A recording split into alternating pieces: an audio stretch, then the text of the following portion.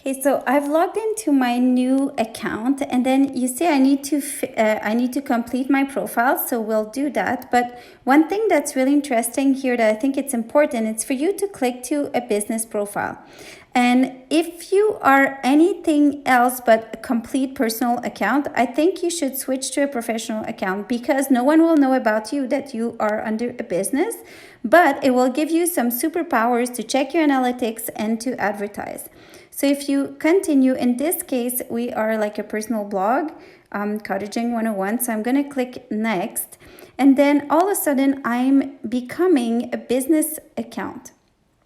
So this is to review my contact information, and then I can click next. I'm not going to do that with that. But see how it says connect your Facebook business page. And I don't have right now a Facebook business page that is linked to this account. But if I decided to create a new Facebook business page, I can actually go here, there, and I could say my page name, which would be Cottaging 101. And it would guide me through all the steps on how to do so.